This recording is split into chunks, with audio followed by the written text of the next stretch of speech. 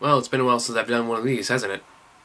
Well, lately I've been thinking a lot about myself and a lot of the people I know, and I've been noticing that there's this theme that we all have where we just have these very strong self-destructive tendencies, and I guess it just got me wondering just why do we choose the most painful things to occupy our lives? And I'm not talking about the more physical stuff like alcohol or smoking or even arguably gambling, because those are all comforts in their own way, and it can be used as an escape from the reality we all wish we can shun. No, I'm talking about the emotional pains. The ones we stick out for really no apparent reason whatsoever. The unrequited loves, the abusive relationships, the old grudges, and the painful past, just to name a few examples I can think of off the top of my head. Why do we subject ourselves to these little tortures when it's so obvious that they're slowly killing us? And make no mistake, more often than not, we know that it's killing us. We're not blind to it. We are very well aware. We know it's killing us. It might as well be alcohol, because no matter how aware we are of how bad it is for us and at a physical or emotional level, we're still going to chug it anyway. So if we know, then why? Why do we do it to ourselves? Why do we continuously subject ourselves to this pointless pain? Is it fear? Is that it? Is that why we tough it out? Is that why we stick with it? Are we afraid that if we let go of that stupid crush that we won't find anyone else worth loving? If we get out of that bad relationship, are we afraid we're never going to find love again or be loved ever again? Is it terrifying to let go of the past because then we have to start looking towards the future? It's possible.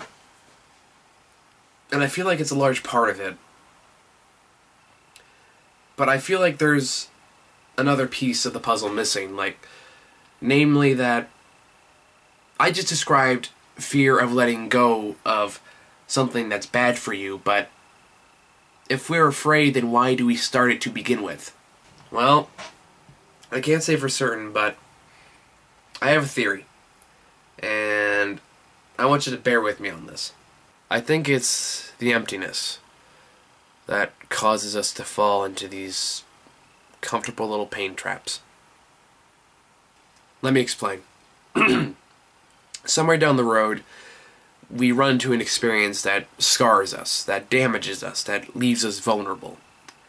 And, for lack of a better way of phrasing it, leaves what feels like a big gaping hole inside of our hearts, inside of our souls. And it just feels like that needs to be filled up with just something. So when this happens, we scramble around everywhere, just looking for something anywhere, anything that's gonna fit into that hole that we just created. Oh, look, here's religion! Well, this helps a little bit, but it doesn't seem to work as well for me as it does for others. Why is that? Now I just feel worse. Oh, how about love? But I can't wait for love. That's rare and confusing. And what if I can't find it anywhere? I can't wait for that. This void needs to be filled now. But you know what the world is full of, though? Pain. And we look around at all this pain and go, oh my god, look at all this pain everywhere. I can easily fill the void with that. I'm going to wrap myself up in this pain. I'm going to shove all this pain in a pillowcase and use it to help me sleep. I'm going to carry this pain around with me like a security blanket.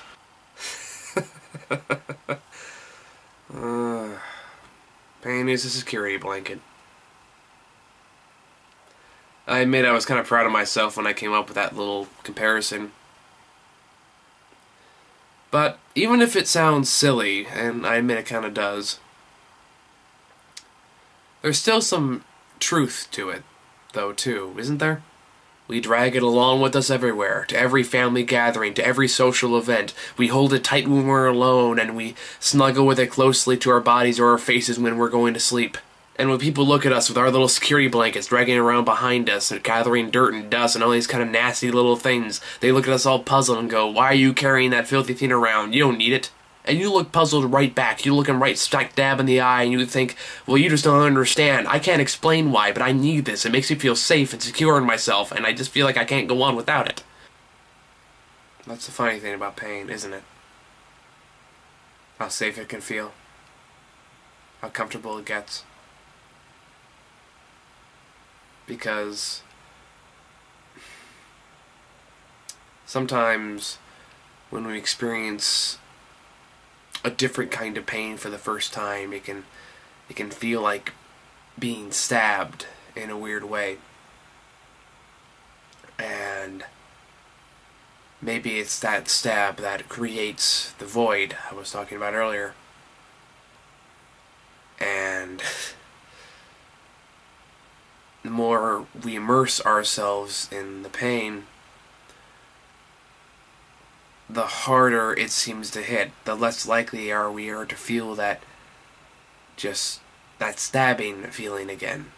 And the more we immerse ourselves in that level of pain, the less significant that stabbing sensation feels. Because at that point, we just get used to it. So, we choose to carry around our little security blankets, afraid that if we let it go, then we can leave ourselves open to feel that stabbing again. And even just saying that out loud, I admit it scares the hell out of me. It scares the hell out of a lot of us. But by holding on to that blanket, we also rob ourselves of something incredibly special that can fill that void in a lot of exciting and beautiful ways. Mostly you rob yourself of the opportunity to find something that brings you joy and passion and just general happiness, and yes, it's harder to find than just pain, but it would be such a shame that the fear of that stabbing pain would stop any of us from at least trying to seek it out. It can be hard. It can involve a lot of looking and a lot of failing, but it's better to try and try as often as it takes until you find something, anything, that leads to some form of fulfillment. I don't know how long it takes, but I refuse to stop trying. You know, it's actually funny. I keep talking about security blankets and all that, and then I've yet to even mention that I actually used to have one. Actually, I think I do still have it. It's it's this guy right here. Pretty old thing. But I used to go to bed with this guy every night, and Mary used to drag around me everywhere. I used to actually used to put my head through one of the holes here and pretend like I was a superhero and stuff like that.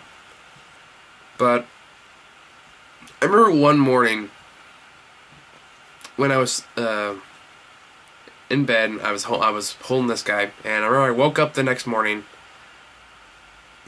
and I looked over and I couldn't find the blanket anywhere. I started to panic a little bit, and then I noticed that the blanket was all the way on the bottom corner of the bed.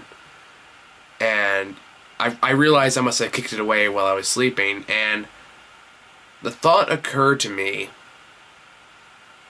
that if I kicked it away while I was sleeping, then I clearly don't need this to actually help me sleep.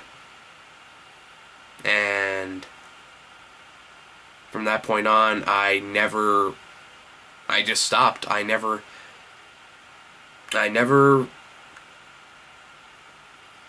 just stopped using the blanket.